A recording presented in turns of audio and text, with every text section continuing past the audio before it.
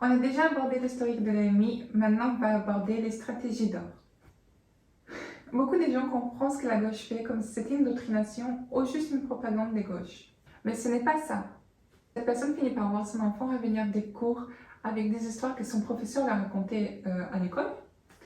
C'est un vrai endoctrinement communiste qui se passe à l'école. Et en fait, oui, c'est vrai que ça se passe aussi, juste ça, mais ce qu'on est en train de vivre, c'est quelque chose de beaucoup plus que juste de la doutrination, de la propagande. On voit un contrôle total, une domination totale et une dictature de tous les moyens en fait, surtout les moyens de communication et des productions culturelles. Les fronts qui avaient été complètement ignorés, comme par exemple l'éducation et les églises, maintenant la rédaction d'un journal part de la prémisse qu'ils sont un facteur principal pour la révolution culturelle. Et pour faire ça, ils doivent enlever petit à petit toute référence de base, toute référence et influence du christianisme dans la société et des mœurs. Et quand ils prennent le pouvoir, ils n'ont plus besoin de faire une révolution armée comme c'était fait en Marx ou à travers Lénine et Staline. Et en fait, quand ils prennent le pouvoir, tous ils sont déjà d'accord avec eux, vu qu'ils ont déjà atteint une base. Quand ils prennent le pouvoir, tous sont déjà d'accord avec eux, vu qu'ils ont déjà atteint une base, ce n'est plus nécessaire d'organiser quelque chose pour pressionner à croire en eux, car ils l'ont déjà fait par divers moyens. Comme par exemple, ce que je disais, l'éducation et l'Église. Et tous les autres déjà mentionnés auparavant, bien sûr. Il existe une théorie qu'on n'a pas encore commentée qui s'appelle le cercle des cultures, qui a été créée et idéalisée par Antonio Gramsci à l'époque où il n'existait pas encore l'école comme aujourd'hui pour appliquer ça. Donc, il appliquait dans les usines. Tu vois la semblance. Donc, dans les usines, il y avait des pauses et où les opérateurs s'organisaient en cercle pour, à travers du dialogue, on transforme un homme en un nouvel homme. Et après, ça s'applique aux écoles. Les professeurs n'est plus quelqu'un qui va enseigner une matière ou quelque chose de permanent à des élèves. Donc l'école se transforme et ce n'est plus un endroit exclusif pour l'apprentissage, mais plutôt où les professeurs seraient un agent de la révolution culturelle. Par exemple, si l'élève dit un avis et le professeur est d'accord, il va le mettre en valeur, faisant comme ça que son opinion soit de façon indirecte celle de la majorité et que les élèves considèrent comme la vérité, puisque le professeur est dans une position hiérarchique plus élevée que les élèves. Donc, en gros, la vérité, ce qu'ils doivent suivre, c'est cet élève-là et non pas un autre élève qui est en cours. Et il y a par exemple un livre de Paulo Freire de 1968 qui s'appelle Pédagogie de l'opprimé, où il dit que l'éducation est en verticale et qu'il faut que ce soit mis à l'horizontale. Pourquoi il dira car par le fait que le professeur soit une position plus élevée hiérarchiquement, c'est une position d'oppresseur. Il veut que ce soit à l'horizontale pour que tout le monde soit égaux. Et du coup, pour ça, le placement en cercle, beaucoup de gens ne savent même pas qu'il y a une méthode dans ça. Pourtant, il y en a. Normalement, ces modèles sont dans les cours de sociologie, histoire, philosophie, car dans ces cours, tu as un parapluie plus grand des débats et des discussions, et tu n'es pas vraiment obligé d'enseigner une matière. Tu peux jeter un sujet n'importe lequel et profiter de cette ambiance pour manipuler les comportements. C'est beaucoup plus qu'une endoctrination. On va manipuler de nouveaux comportements. En jetant de nouveaux comportements, des nouveaux mots, des nouvelles réactions, padronisées bien sûr, pour que comme ça tu ne crées pas des étudiants, mais des activistes, des militants. Et généralement, dans ces locaux sont retirés tout type d'influence du christianisme. Donc dans un cours, par exemple les sociologies, au lieu d'apprendre sur les vrais héros, sur les gens qui ont fait quelque chose de vertueux, comme Martin Luther King par exemple, non. En fait, tu apprendras sur Che Guevara, un sanguinaire, un génocide.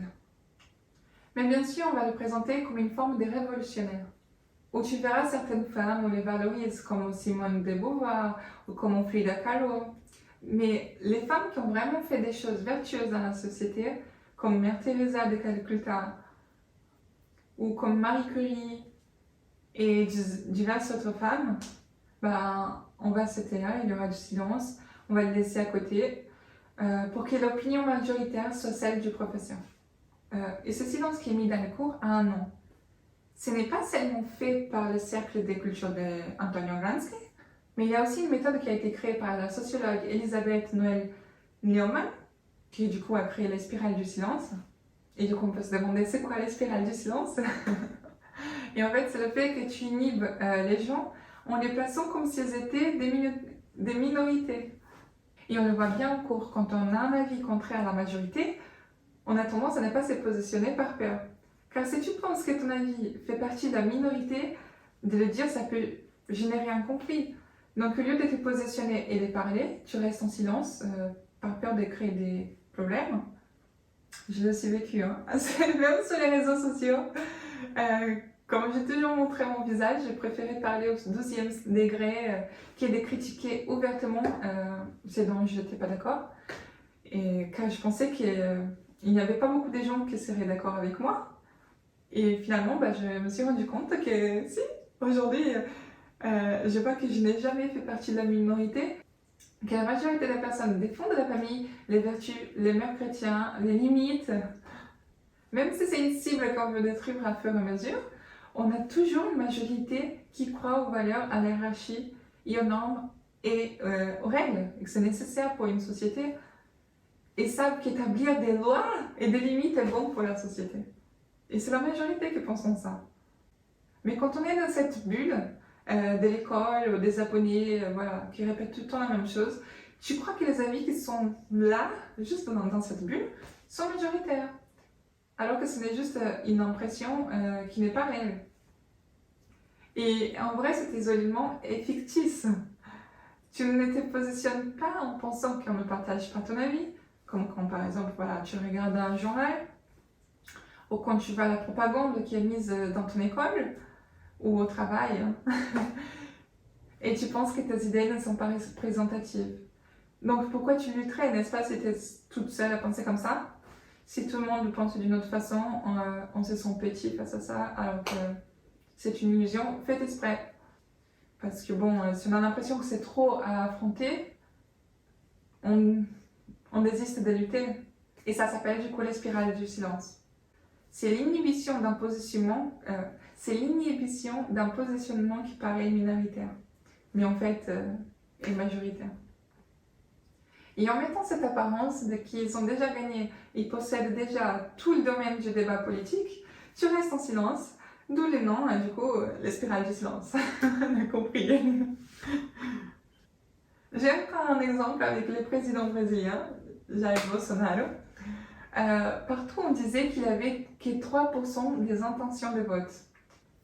Donc les gens ne prenaient pas au sérieux sa candidature, mais pourtant on aimait bien ce qu'il défendait. Et finalement, on a compris qu'il ne représentait pas du tout cette minorité tant annoncée. Finalement, il a gagné. Hein. Et une de leurs plus grandes cartes est de faire que les gens soient de gauche sans qu'ils sachent qu'ils sont de gauche. Même si on dit amis, ces gens n'ont jamais lu Marx, comment pourraient-ils être marxistes? Près de 95 des communistes n'ont jamais lu Marx. Mais en fait, tu n'as pas besoin de lire Marx. Pour être de gauche, tu as juste besoin de faire partie de toute cette ingénierie, de tout ce mouvement. Donc quelqu'un peut dire « Ah, mais mon enfant n'est pas de gauche, il n'a pas d'affiliation politique », alors qu'il est abonné à des moyens de communication comme But, Combini, ou des artistes qui sont de gauche, mais qui ne le disent pas forcément ouvertement.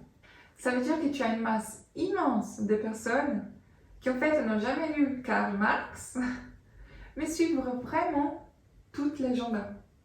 C'est pour ça que tu as plusieurs personnes, surtout des jeunes, qui défendent toute l'agenda des gauches, l'avortement, la libération des drogues, la destruction des valeurs des mœurs. Et souvent on suit aveuglement par de la manipulation, des comportements, de ce que la gauche le propose. Et comme je dis, pas seulement par la propagande et de l'endoctrinement, mais en fait à travers d'une vraie dictature silencieuse en fait. D'un contrôle total des idées de la personne. Et comme j'ai aussi déjà dit avant, il y a aussi la technique de mettre des étiquettes positionnées. Comme par exemple, moi, on m'appelait la gardienne des mœurs. Très souvent, en fait, j'étais appelée par quelqu'un qui m'appréciait, mais les autres peuvent l'appeler des fascistes, des transphobes, d'intolérantes. Ils mettent ces étiquettes pour que plus tard, ils puissent virer les étiquetés. Et d'ailleurs, il y a un danger d'appeler les conservateurs des fascistes, par exemple. Car c'est une façon de ressignifier le mot déjà, et de mettre au même niveau un élève, par exemple, qui n'est pas du tout pour l'assassinat en masse d'une classe. Et c'est une relativisation du vrai concept, en fait. C'est grave. Et ça, c'est juste parce qu'on n'est pas d'accord avec le positionnement de l'autre. C'est de mettre une personne comme un fasciste, enfin une personne commune comme un fasciste, et un fasciste comme une personne commune. En fait, c'est très dangereux. Et tout ça amène à un boycott, à un cancellement ridicule. Même parfois des gens qu'on aime son travail, son art, comme par exemple J.K. Rowling, qui est l'auteur de l'histoire des fictions Harry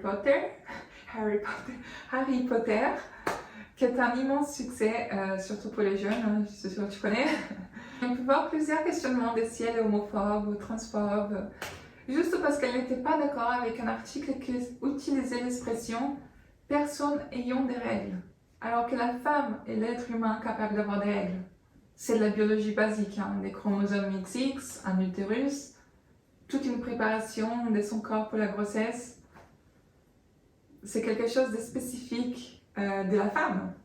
Et là, il y a plein de gens qui se sont mis à l'attaquer parce qu'elle a dit que c'était des femmes qui avaient les règles, en disant que les hommes aussi, les hommes trans, eux aussi, ils avaient leurs règles. Mais bon, les hommes trans ne sont rien d'autre que des femmes. Elle a juste dit la vérité, un fait scientifique, et s'est fait attaquer. Et elle a même dit après que ce n'était pas de la haine de dire la vérité. Mais bon, elle n'avait pas encore regardé mes vidéos pour savoir que dire la vérité. Aujourd'hui, je vais pratiquement dire que tu dis de la haine. Car la vérité leur font trop de mal, car tu leur exposes la vérité. Et il y a eu des artistes qui essayaient de justifier par la pseudo-science qui est l'idéologie des genres, que ce n'est pas du tout une science comprouvée, et d'ailleurs c'est complètement débile. Mais c'est pour un autre type de vidéo, j'expliquerai ça plus tard. Bref, l'acteur qui jouait Harry Potter, Daniel Radcliffe, il a dit que les femmes trans sont des femmes. Cette information, il a dû la sortir de sa bague magique, parce que ça n'a pas de sens, c'est un doux mensonge. Malheureusement pour eux, les femmes trans ne sont que des hommes qui se prennent pour des femmes. Mais le fait qu'ils se prennent pour une femme ne fait pas qu'ils en sont une. Nous avons aussi Emma Watson, qui est complètement perdu la pauvre dans son wokisme, qui dit « Les personnes trans sont ce qu'ils disent être. » Pause. Tu imagines, tu dis aujourd'hui que je me sens Napoléon. Aujourd'hui, je me sens la reine de l'Angleterre. Oh, je me sens beaucoup. Oh, je me sens toi. Qu'est-ce qui se passe? C'est une affirmation folle, mais bon.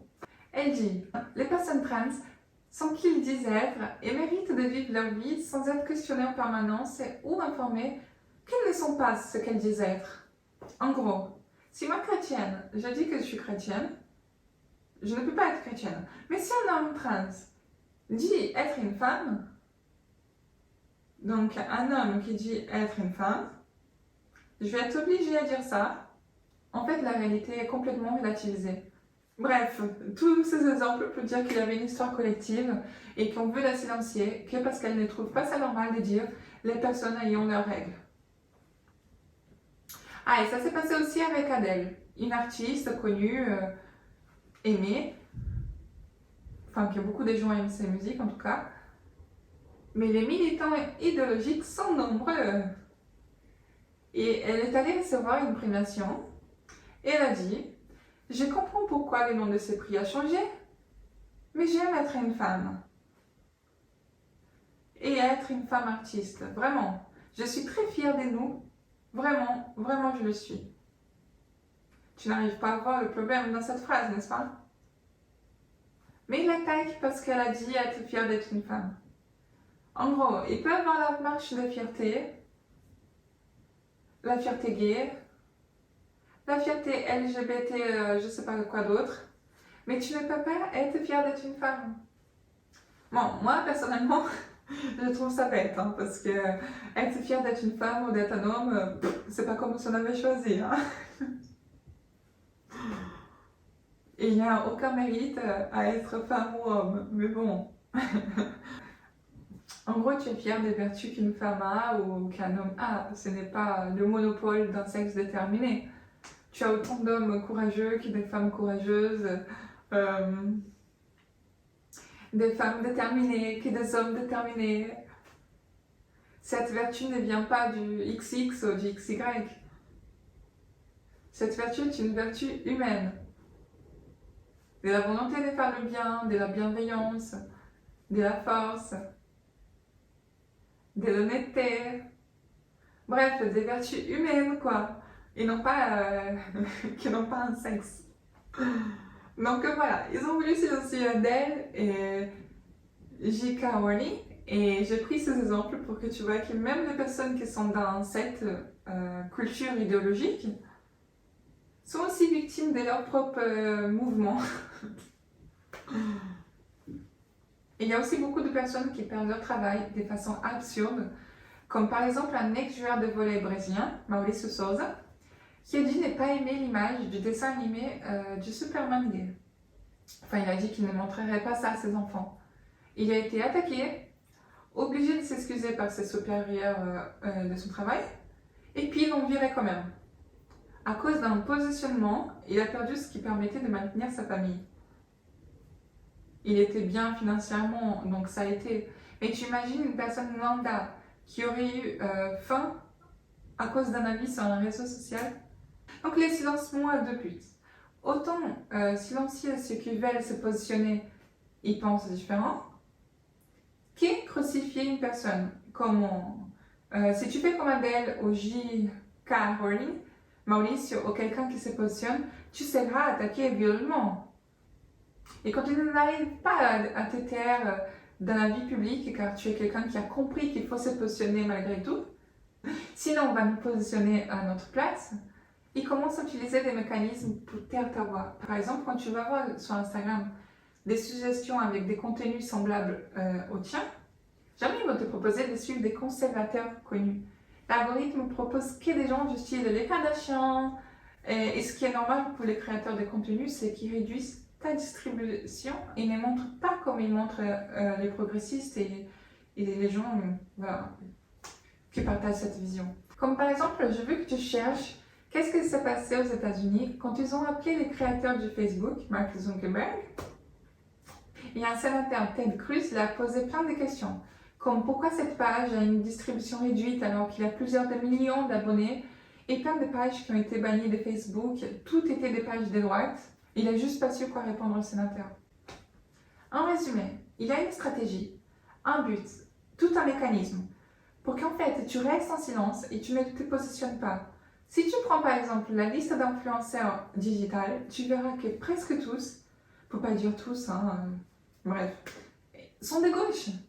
Donc ils livrent leur contenu d'une façon beaucoup meilleure que les autres, que nous. Quand une personne cherche un de cela, les résultats apparaissent de suite, alors que le contraire, il faut écrire les noms entiers. Il difficulte l'accès au profil et au poste en fait, pour que les informations et le contenu n'arrivent pas aux gens. Sans compter quand il n'y en a pas de notifications ou certains bugs, des désabonnements, etc. Ça arrive souvent et ce n'est pas une conspiration.